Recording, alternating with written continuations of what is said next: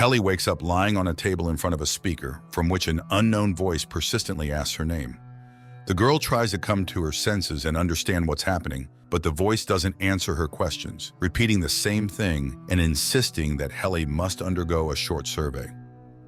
Realizing she can't leave the room, she agrees to the testing, but immediately realizes she knows none of the answers. She can't remember her own name, the state she was born in, or even what her mother looks like. Confused, Helly sits down on the floor, and at that moment, the door to the room opens. In the doorway, she sees the silhouette of a man. Shortly before this, sitting in his car, Mark Scout is having a breakdown, unable to stop crying.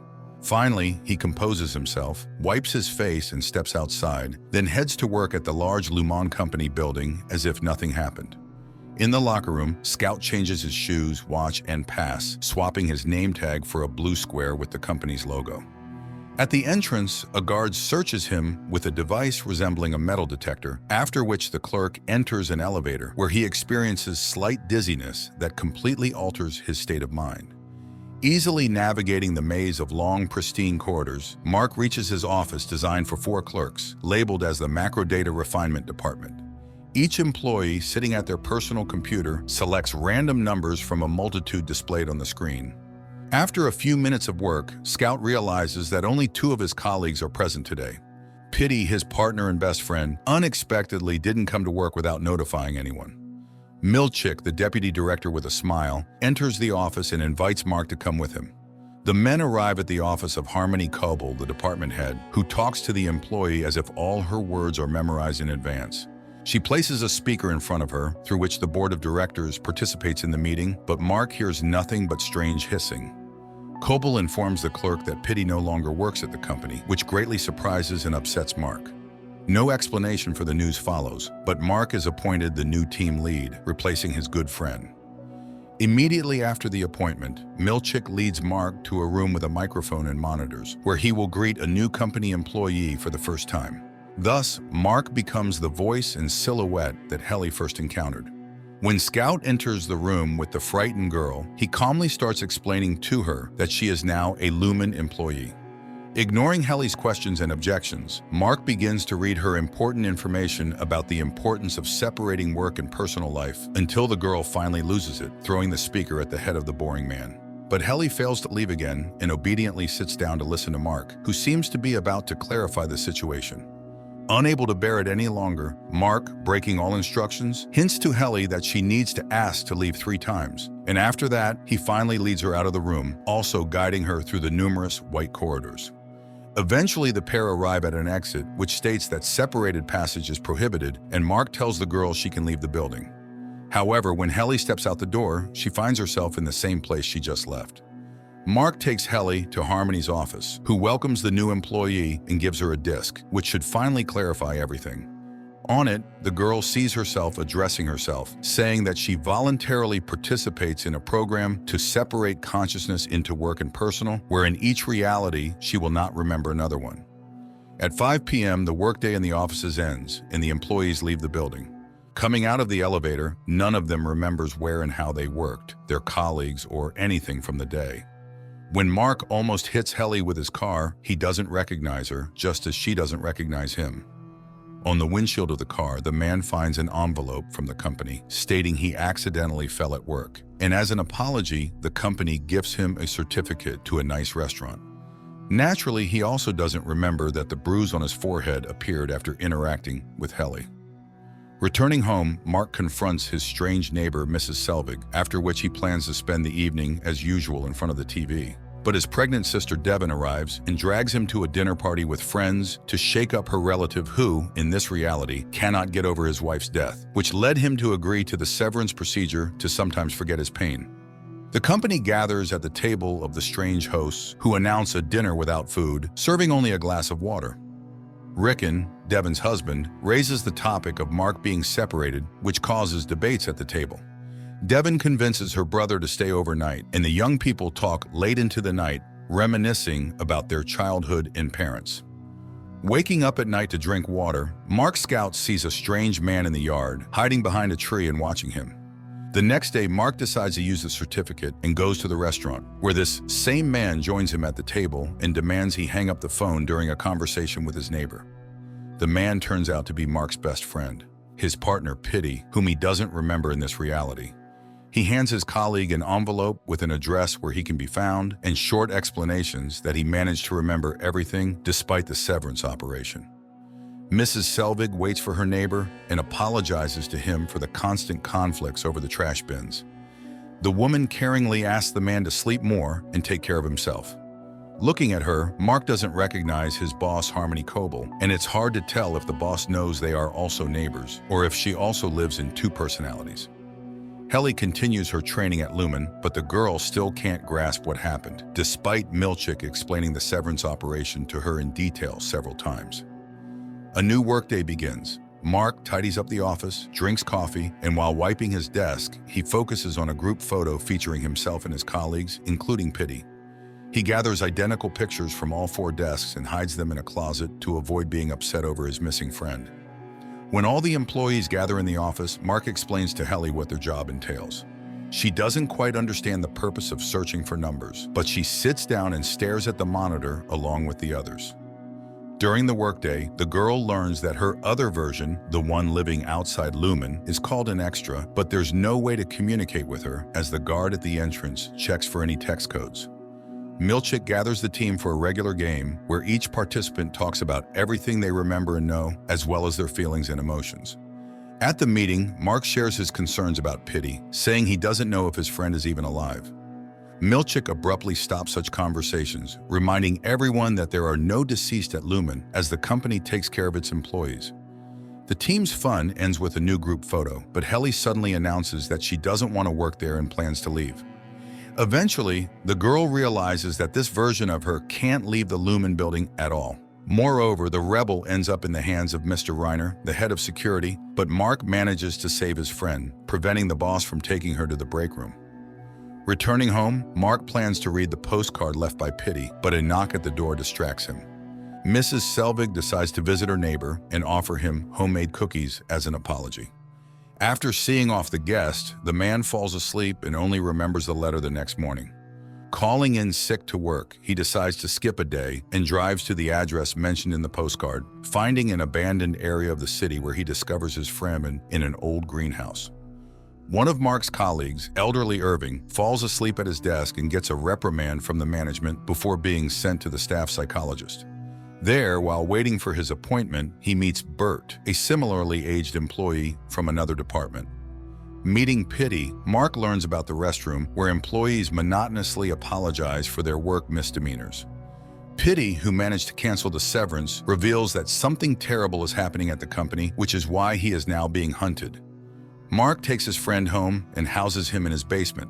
Petey constantly suffers from headaches and hallucinations, often feeling like he's back at work. When he recovers, he tells Mark that there is no double life, and while they sit there, their other selves continue working in the office. Despite all the details, Mark repeats that he doesn't want to cancel the severance to avoid remembering his deceased wife. But Petey tells his colleague that he has seen him with red eyes at work because even there he feels his pain, just not remembering what caused it. Reading the news in the morning, Mark announces that Helly's extra refused her resignation from Luman. Petey remains in the house alone and hears the door open upstairs. Watching from hiding, he recognizes his former boss in the uninvited guest. Helly constantly tries to pass a note to her extra, but Mark carefully watches the girl, and even when she decides to swallow a pen cap with the message inside, he informs her that the detector will show that too, leading to an unpleasant procedure to extract it. In the corridor, the office employees meet their colleagues, among whom is Bert, Irving's friend. The men exchange a few standard phrases and wink at each other. The entire company goes to the Personality Center to learn more about the creators and managers of Luman, and Helly again uses the situation to try to escape. This time, Mark fails to cover for his friend, and Mr. Reiner takes the girl to the restroom, where she is forced to repeat words of apology and penance over 1,000 times for her behavior until she repents.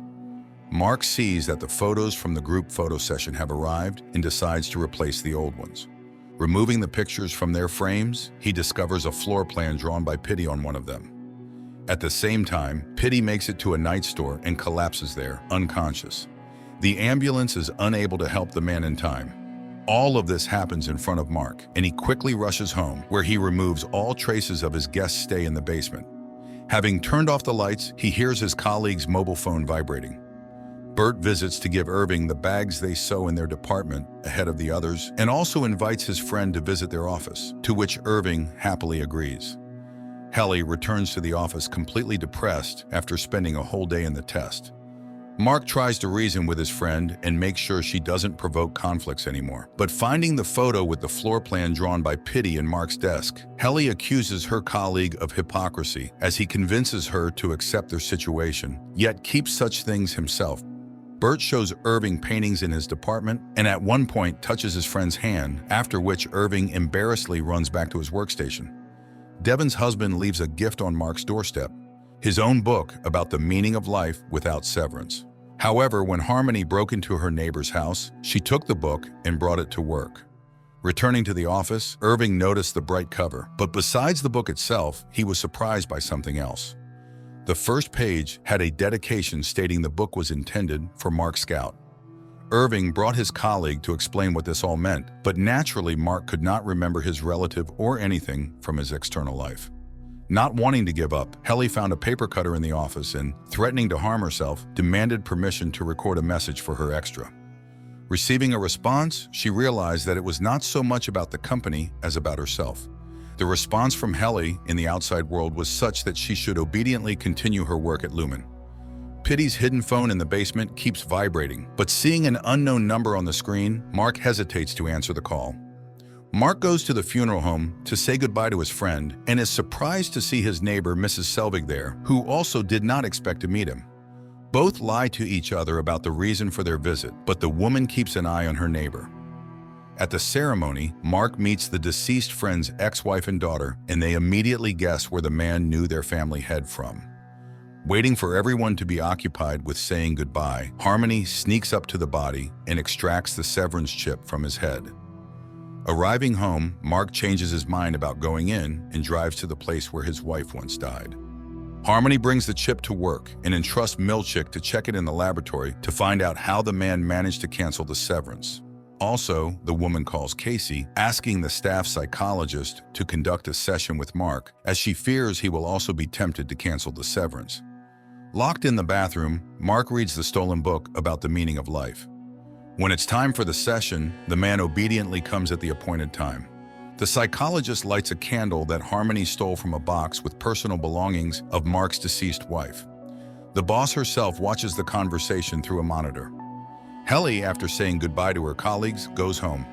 In the elevator, the girl brings a trash bin and a rope, as she can no longer endure the monotonous days without the possibility of liberation. Tying the rope to the elevator ceiling, the girl knocks the trash bin from under her feet. Mark calls the elevator at the end of the workday, and when the doors open, he sees lifeless Helly.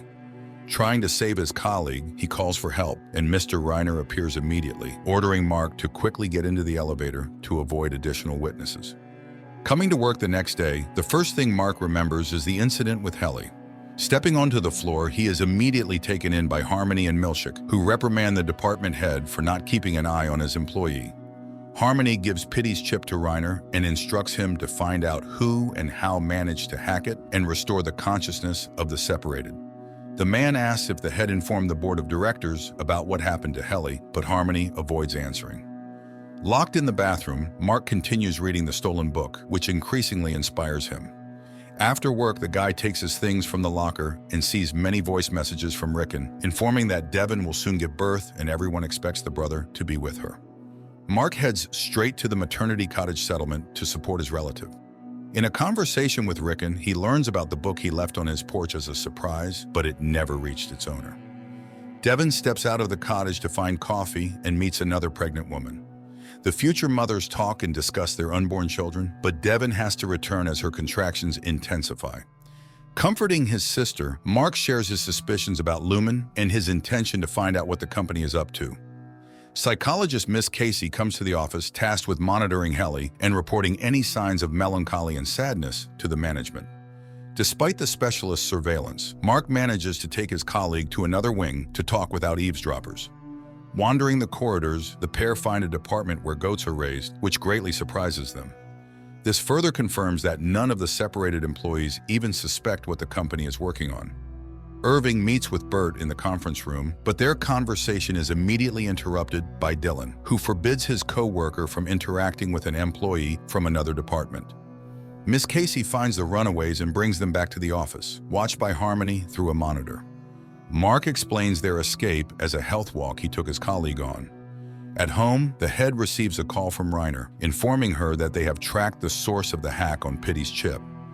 According to the security officer, it could only have been done by one person, former Luman employee, Gabby.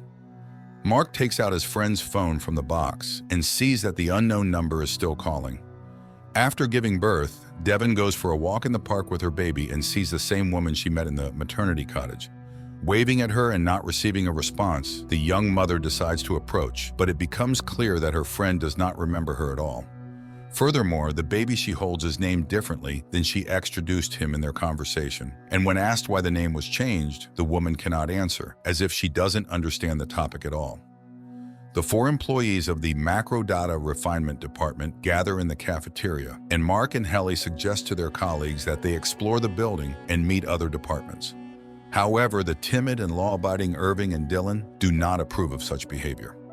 Harmony summons Mark and informs him that Miss Casey has been punished and sent to the restroom for not keeping an eye on Helly on the day Mark took her out of the office. The 4 decide to meet Bert's department and find out what they do. While the colleagues get acquainted, Dylan explores the unfamiliar office and finds interesting cards. He manages to slip one into his pocket before an unhappy milkshake arrives to return the curious clerks to their workplace. Back in the office, they are greeted by Harmony. After solemnly singing the Luman anthem, the head sends Mark to the restroom, where he meets an exhausted Casey. Devon looks for a lactation consultant, and her advertisement is answered by an experienced nurse. When she arrives at the home of the young parents, the woman recognizes her as her brother's neighbor, Mrs. Selvig. As soon as the helper takes the baby girl in her arms and she stops crying, the couple trusts her, and Devon doesn't question how Selvig ended up there. A boy sits in front of the TV with cartoons, closing his eyes and counting to 1,000, starting to lose count. Dylan sits in the locker room not understanding where he is, and Milchick appears, demanding to know where the clerk hid the card from the neighboring department. Suddenly, a boy bursts into the closet and jumps on Dylan's neck, calling him Dad. The man realizes that his work consciousness has been transferred to the life of his extra, and this is what his life outside Luman looks like. Waking up at night, Mark turns on Petey's phone and answers the call. A woman's voice understands who she is talking to and arranges a meeting. Arriving at the college, Mark meets Gabby. She was the one who installed chips in all the separated, and now she's trying to fix the situation. During the conversation, Reiner appears out of nowhere, but the woman deals with him, explaining that he poses a threat to everyone trying to pull the separated out. Gabby sends Mark home and promises to contact him to help him retrieve his another personality that is constantly at Luman. She hands the clerk Reiner's pass, which is untraceable and opens any door, and instructs him to take it to work, hoping that the other Mark will understand how to use it. Arriving at work, Dylan inquires Milchick about what happened and who the boy was who called him Dad. The man can't think of anything else, realizing he has a different life going on somewhere else. The supervisor tries to gloss over the question, and knowing Dylan's love for rewards and incentives, promises him special bonuses, explaining that it was a random activation that went a little off plan. The employees learn that they are now working under lock and key to prevent wandering the corridors and interacting with colleagues from other departments. Harmony visits Devon's house daily as a consultant, but in reality, she tries to gather more information about Mark. Over a cup of tea, she finally learns that the man has questions and doubts about his job and already regrets having separated. Milchick comes to the office and announces a 5-minute music and dance event to keep the team's spirits up. During the dance, Mark discovers a pass in his pocket, but realizes it's probably a handover from his extra, so he hides it back to use at a more opportune moment. The music break abruptly ends as Dylan attacks Milchick, demanding he tell him about the son he accidentally saw during the switch. The clerk tells his colleagues about his awakening and how he saw his son, and now he wants to cancel the severance. Helly realizes there is some way to awaken and only needs to find out the details to return to normal life. Of the 4, only Irving disagrees with breaking the community's rules, also trying to dissuade his friends. Using Reiner's card, the group exits into the corridor. But Irving leaves his friends and heads to the neighboring department to find out what happened to his friend Bert. Mark and Helly decide not to waste time and find the control point, which can manage all Luman employees. Taking the manual with them, the pair returns to the office to avoid being caught by Harmony. Irving arrives at the other department and finds himself at a party celebrating Bert's retirement. Horrified, he realizes he will never see his friend again and tries to explain that the only way to leave Luman is for one reason, but everyone pretends not to hear his arguments. Dylan studies the instructions, and the employees find out that not everyone can switch. Someone has to manage the process from inside. The guy volunteers to do this so that everyone else can escape to the outside world and find those who can help them cancel the severance. Returning to his department, Irving tells his friends that he will look for a way out with them, wishing to erase Luman from existence. Irving's extra sits on a bench in the park with his pet. Returning home, the man approaches the easel and paints a picture using only black colors. Dozens of absolutely identical black paintings already stand against the walls. Harmony calls Mark and schedules his last session with Mrs. Casey, supposedly to close the quarter. In the office, the man learns that the psychologist is working her last day and is being replaced by another specialist. The employees await Dylan's waffle party, planning to use this time for the switch. Trying to act as calm as possible, they rehearse their escape plan. The board of directors learns about the incident with Helly in the elevator and suspends Harmony from managing the company. Using the stolen pass, Mark sends his friends outside one by one, leaving himself for last. Dylan heads to the waffle party, then sneaks away to the control center to start the operation. Each employee, once in the outside world, must carefully study their extra's life and figure out who in their circle they can ask for help. Harmony, devastated by her dismissal after so many years of loyal service, is at home when the doorbell rings. Resuming her disguise as Mrs. Selvig, she opens the door to find Mark, who inquires if she'll attend the event Devin and Rickon are organizing for their book release.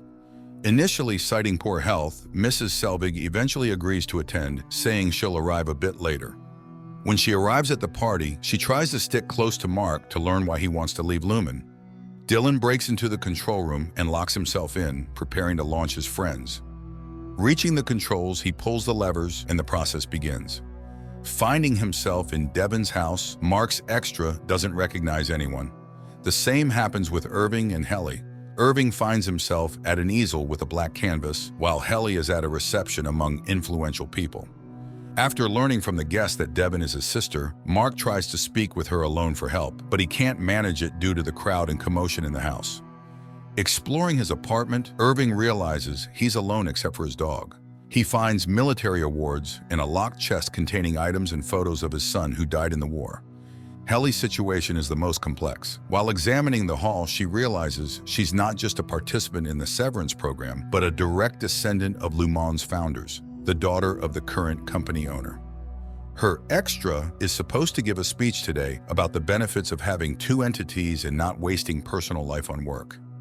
At the bottom of the chest, Irving finds strange records and a map with many marks. It becomes clear his extra has long been trying to unravel Luman's mystery. Gathering everything, he finds car keys and plans to drive to Bert, whose name he found marked on the map. Guests at Devin's house attentively listen to Rickon, but Mark is preoccupied with finding help. Noticing his boss, he doesn't immediately realize she shouldn't be there. Addressing Harmony by her last name, he inadvertently reveals himself and his plan. In a hurry, he runs to his sister, leaving Harmony in confusion. Devin hands the baby over to the feeding assistant and finally makes time for her brother, who tells her that it's actually his another person, and he urgently needs help to get out of the trap. The woman doesn't fully understand what's happening, but she tells Mark that her brother decided to have surgery, unable to cope with the pain of his wife Gemma's death. Helly, watching her own interview on huge screens advocating the benefits of severance, feels dizzy and hides in the restroom, where her father finds her and expects a vibrant and emotional performance. Mark asks his sister about his boss from Luman being at her party, and based on Devin's description, realizes she has entrusted her child to a terrifying woman. Rushing out of the room, Devin begins searching for her daughter, but finds neither the nanny, her car, nor the girl. Eventually, a guest finds the baby carrier in an empty room. Meanwhile, Harmony races to Luman, simultaneously calling Milkchick to inform him of the emergency. The three employees have escaped to the outside world. Milchick rushes to the control room, trying to negotiate with Dylan to open the door. Realizing that bonuses and incentives won't work in this situation, the supervisor promises to tell him not only about the boy from the closet, but also about his 2 children. Dylan remains steadfast, but Milchick understands he needs to enter the room, so he cuts the belt Dylan used to lock himself in. Arriving at the specified address, Irving sees his friend from the neighboring department relaxing with a companion in his own home. Helly prepares to go on stage, intending to tell everyone the truth. Mark, left alone in the room, decides to look at family photos, and on one of them, he sees himself with his deceased wife. To his horror, it turns out to be Mrs. Casey. Harmony manages to arrive at the gala event and tells Helly she knows everything. Unfazed, Helly whispers her plans to her boss and takes the stage, despite threats that she will make her friends suffer. Irving decides to step out of the car and knocks on Bert's door to tell him the truth about working at Luman. Mark tells his sister that his wife is alive and he knows where to find her, while Helly starts speaking from the stage, revealing that all the sweet stories about Severance are pure lies and that extras suffer trapped. At that moment, Milchick cuts the belt, bursts into the control room, and pushes Dylan away from the levers. All the escapees return their extras' consciousness of personal life. This concludes the first season. Clearly, many questions remain unanswered. Most importantly, what exactly do the employees at Luman Company do? Hopefully, we will get the answers in the second season, set to release in 2024.